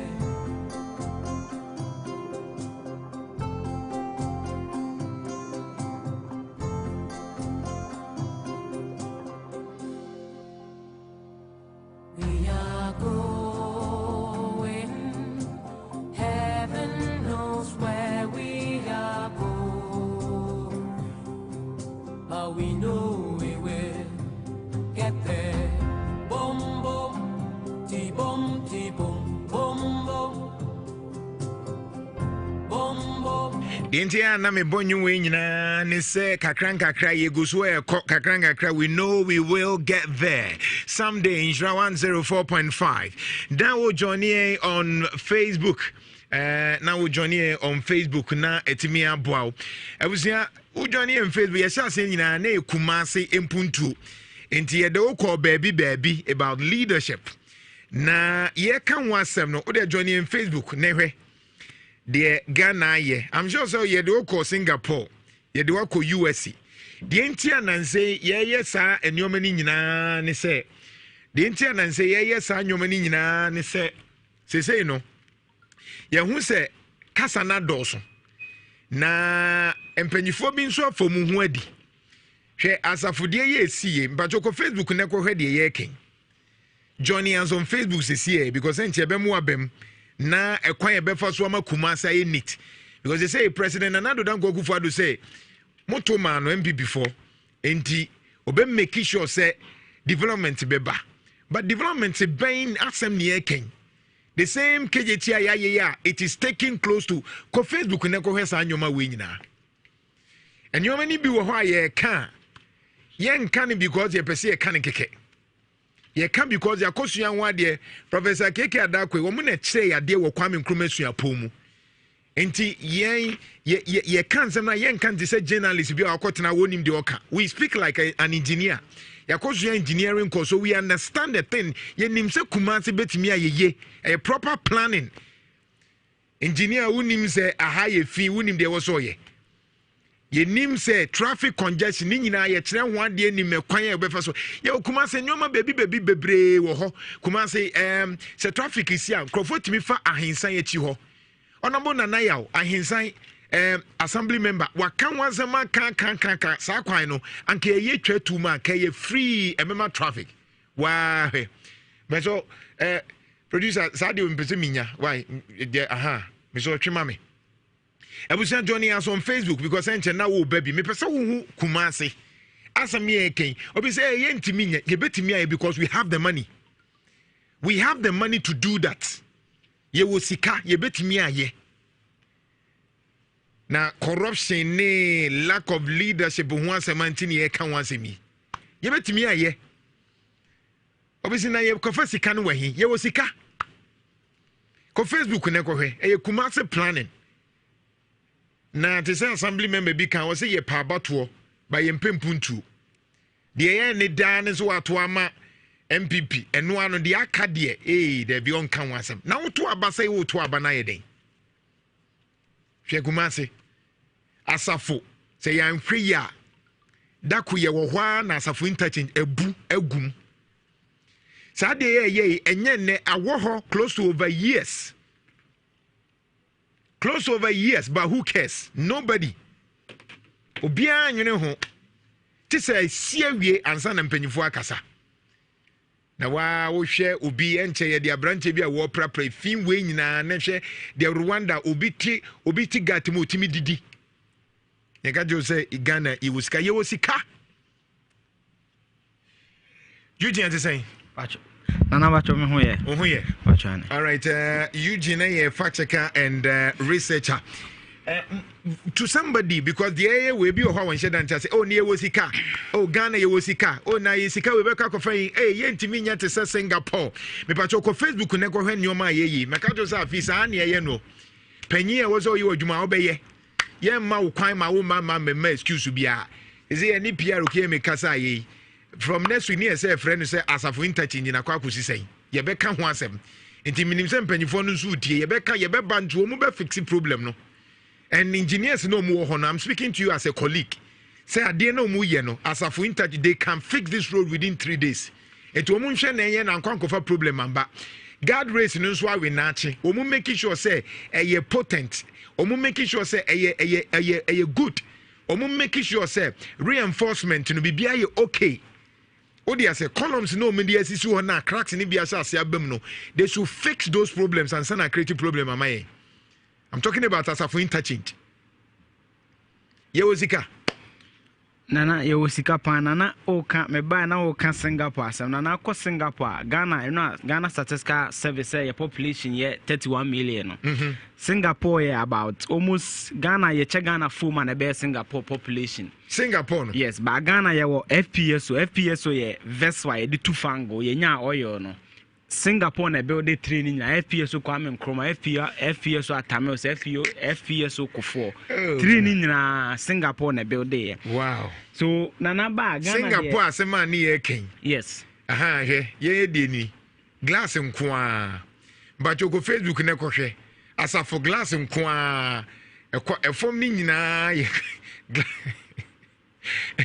na wuti we ma ebe na anye depress asa for interchange ebe na unye depress ye the interchanges ahodo bi betoto so no hu ye kwan ye kan interchange akọ asa for we betimi ebu enche ebebu na Singapore a ye kan ye so mu population we check Ghana mu 4 a emu ba ko na ye Singapore me boa. Oh yes Nana and anybody doubting it can Google because Nana I'll show you FPSO fuel storage processing lifting the two fango the sea fango the distributor you find a vessel you find FPSO you have 3 you have FPSO Kwame Nkrumah FPSO Atamos na FPSO John Kufuor in Singapore okay Nana Oba Ghana ye wiska but mostly no because of corruption and you lose some of this man Makawa had that said 2013 to 2016 gold amount for we and privatize funds Ghana how Ghana okay 6.2 billion 6.2 billion yes, dollars now later no one day make sure how was that 6.2 billion it can be used to educate 5 million Ghanaians in free SHS alone. Wow. Yes. That particular 6.2 billion between 20 we are 6.2 billion dollars no? Yes. It means Ghana shebre. It can educate 5 million people. Okay. Na 2016 according to then deputy minister of lands and natural causes one minister ya. So what is say Ghana ni sika tie Ghana sika nko edreni ankofo wia ene ye kan wansem no. Honorable Benito Owusubio. What is say? Ose Ghana lose 2016 lose 7 billion worth of gold transaction. Billion 2016 $7 billion. Okay, these are not cities, $1 billion. Okay, in 2017 Dr. Bawumia said between 2017 and 2018 Ghana lost $7 billion. Nana gold chrono there $7 billion. Gold nenra yenia Irasos Asari ekotwitwa ba ye ya kofo asay asase a chaso wusu our forestry was say John de man no any other people no the enkofo ewie free krom ha keka bom no 7.2 billion and Nana, these are figures and so it means gold companies and mostly these are not my words, these are words of certain state ministers some under declare it are no under declare punas 7 billion yera na so come in the actuals no more than sika ye lose fesia ye be kan wasem mbacho for Singapore de any other ones no to so my na me mani ya me ya was ade we ayehwe hwe form ne hwe ye de sika ne na abra ye de statistics kakra na abra wo no hwe de ye de leader ye de sika ama wo bi ene ye kwan wa fesu achichiri ni kuro ne hwe yen Garden City at this time hwe form at this time Great Brains College e ka chenche na me bi ahoma no number ne ye 03220 83581 83582 83583 83584 enche na me bia homa no number ni 83581 83582 03220 83584 83583 na wafre but Great Brains College e ka kire we nyina na ye ka disua no mpajoko na ko hwe Singapore from 1965 for sa be pim 2020 hwe Singapore the wa leadership ne planning insuo so hu se insuo ye brown. Great Brains College HND and diploma in computerized accounting, marketing no musia, purchasing and supply, Management Studies, Great Brains College, National Accreditation Board of what Dia Tumse a year. And to Uban Lab FM Nhyira FM, 60 Ghana cedis pe. No about the far forms, SSC, mature students, O level 4, Great Brains College, Yewo Ohim Aman from Mepacho, take advantage, friend number we ne koni and Trewa Diana Bibian Sunye okay. And man now we share Facebook no, now we share your cap planning now, Ube who the air came 0244 631 594 0244 631 594. Makacho say engineers no say ye kope chance a de bebo ye chance dan so a ye dan so a ana say ye pe dadoa ye de bebo akeka nyoma bom ana say ye pe package sheet papa alu zinc ye pe governor dia penti so ye papa ye Donima Steel Complex asem na make because ye were quality and affordable roofing sheet in chance alu zinc trusses and nails ni nyina 1 to 6 inch Donima Steel Complex the ya color the color ni nyina ye of quality hey she de na dia to we debi be for no legendary for no living legend for her will be na pra Ghana he ko Facebook na go he ko Facebook na will be na pra Ghana 21st century Donima Steel Complex at Daroma, Ebema Ufie na yefe, ye automatic garage door, ye roller gate system, ni nyina e bi wo ho, umpe we na pede. Enti me patcho makache of say, engineers ni obia kan wan say Donima, omu wa abotre ema nipa ne besa ye consultancy free amount. Ni hu se chance we na wo hia, dadwa we na wo hia, garage door we na hia, gate system we na wo hia. Donima wo asafo YF Junction, Ghana Revenue Authority office wa. Friend number we 0244 126 625 0244 126 625. Say sunlight no enye 10 Ghana cedi 50 pesos BM 7 Ghana cedi 50 pesos 7 Ghana cedi 50 pesos and you say konika cranka sunlight grab yours now 1 kg no enye 10 Ghana cedi 7 Ghana cedi 50 pesos a pet University in Swa say yadia to my year call as a obetimi akosua MBA accounting finance HR information system project management MSc environmental sustainability and management MA human resource BA business studies computing school of communication faculty of law nursing humanities and social science men ka se wan call maybe KNUS in as for there be Wisconsin International University College omunya bre wadie enti wutia the weekend in regular evening classes ni nyina bi wo ho strategic management so mo kire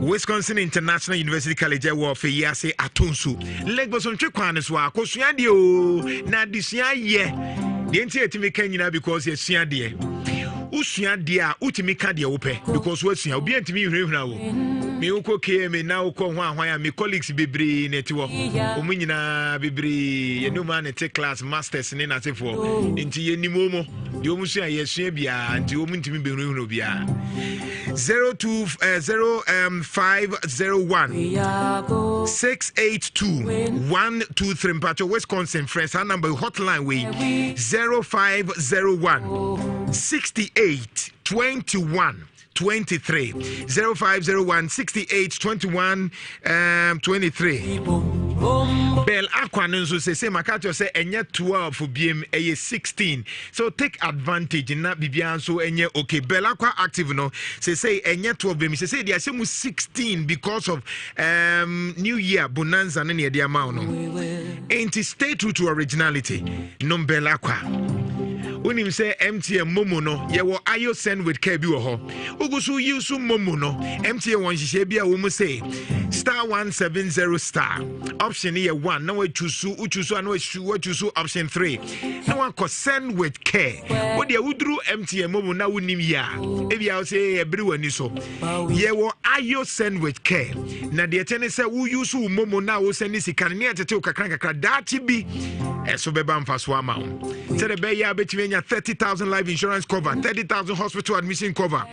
Are you send with care MTN obo 296 ebetimi abana ko MTN bia wo say me pese sa send with care no menya bi dachi say bia me yare a na jama boa me yebe pamade ye pamade na ye upper fashion crate and school na de tiene say addition me catch say the pam de manage ho pa e course bi e wo say me ye bi because manage at the pam ho pa until Fridays from 9 a.m. to 5 p.m. Saturdays to Sundays to 2 p.m. to 5 p.m.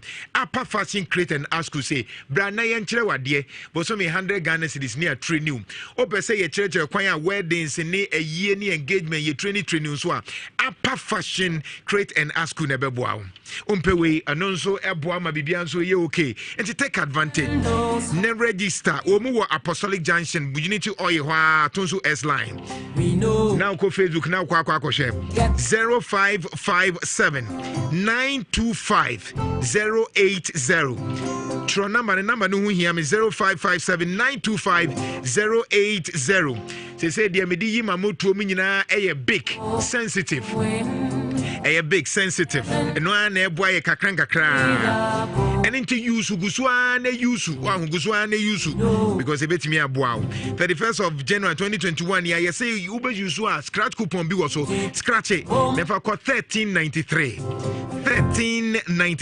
now it me nya chede bebre mobile phone nyina bi wom umpewe na pede big and one year use near the baby ho baby 31st January 2021 maybe big always gives you more. Terms and condition apply.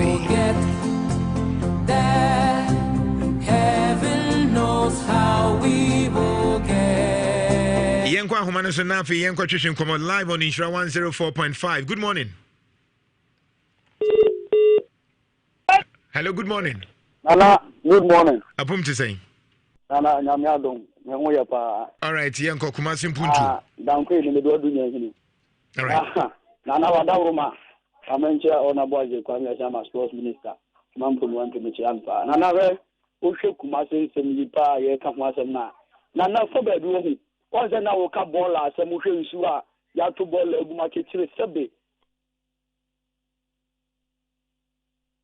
Hello? Dankwe. Oh, unfortunate. All right. Good morning. Nana Kwajo.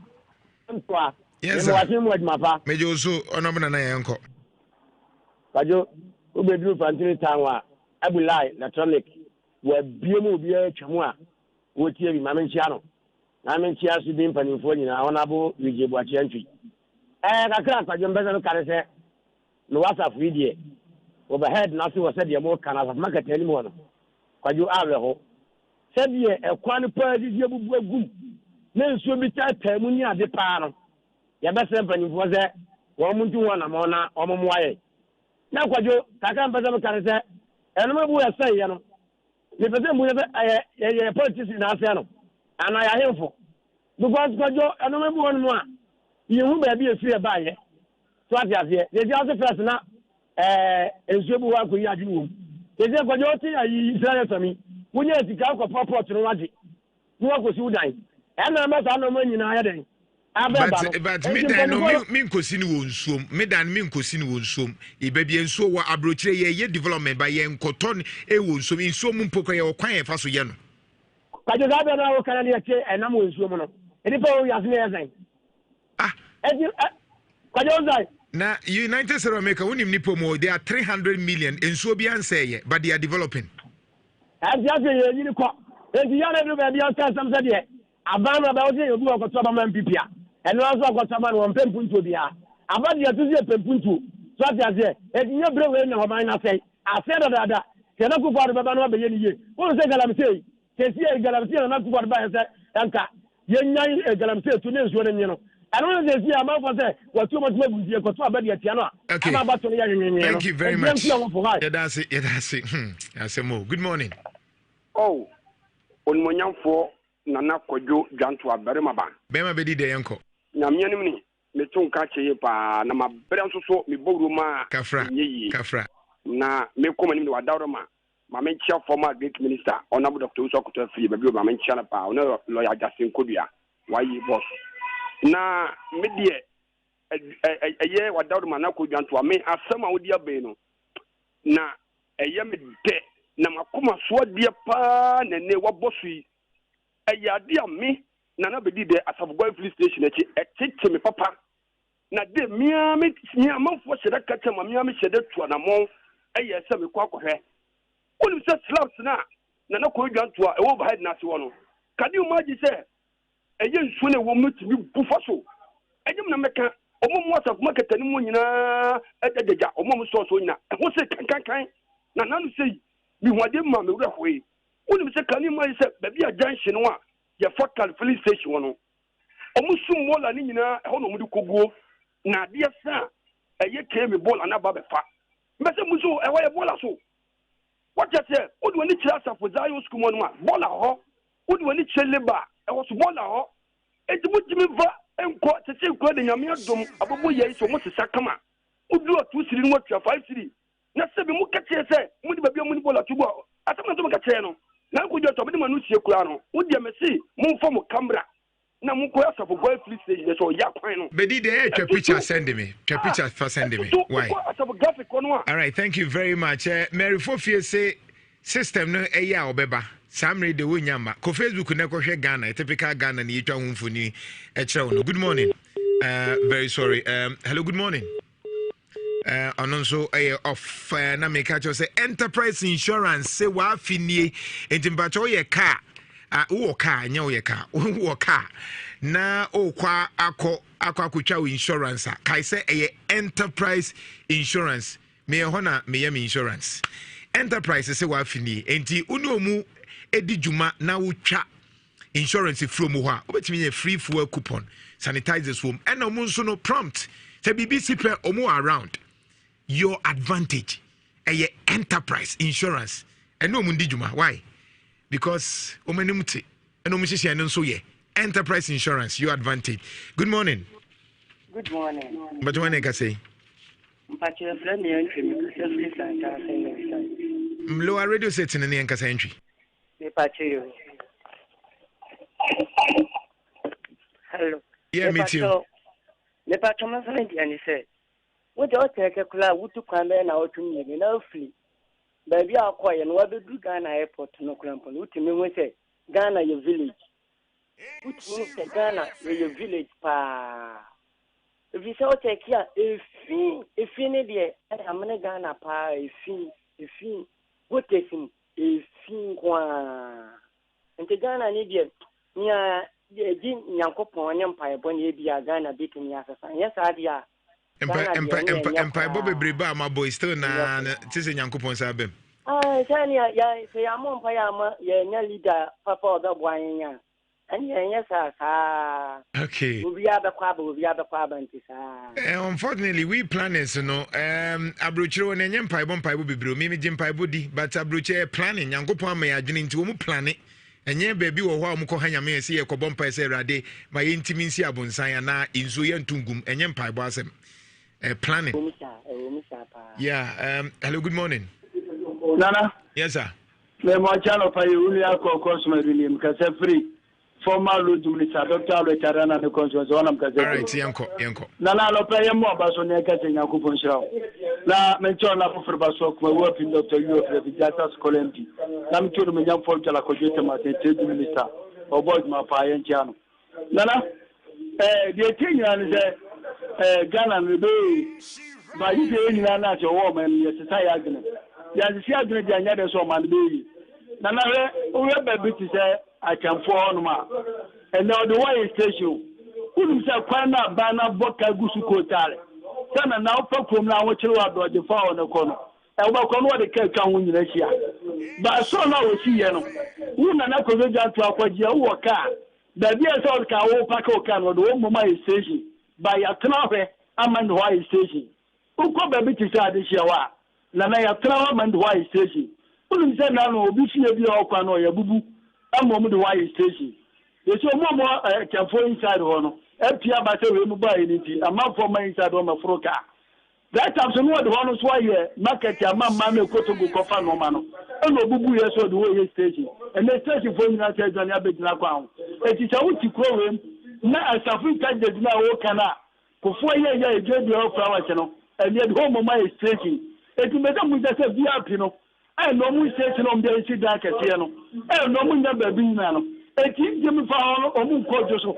And to tell quite clear. Obetina kwa kofa kako na ofra club ba ofa kaba ukwa be na na mi yobisu hane so akosu nyan ya kan kwesi osua station ba bi a okọ no ofri krom ho na kwesi no ofa taxi na ekọ na ko du takwa dia kwesi apam do a uba takwa ko ma di taxi na ekọ da kuma tin kwa dia ite ko free na kabesu e be na kuma tan nse o pick up na call. Thank you very much. Hello, good morning.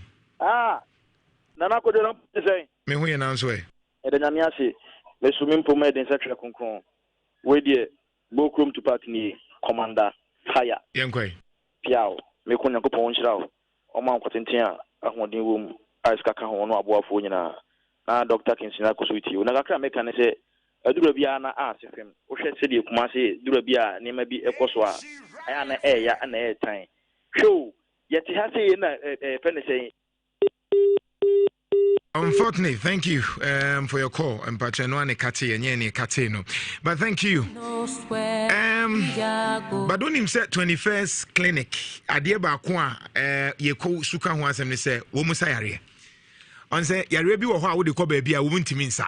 But 21st clinic no adie ba kwa akọ me facho na wo journey on Facebook o de ekei na wo journey on Facebook na wo hu typical Ghana ne ekwan be fa so aso Ghana issues no ya kan ho asem kan ball na ho asem mistro a ene na man yare bebre no but so wo yare dodo no typhoid ni sisi ade menstrual pains ni gunu na ebusuafo a 21st clinic betimi aboa ye wo yade ba akobi ese sciatica na ebia usisi ya wiya uto ase twun ne ai awrade ya wo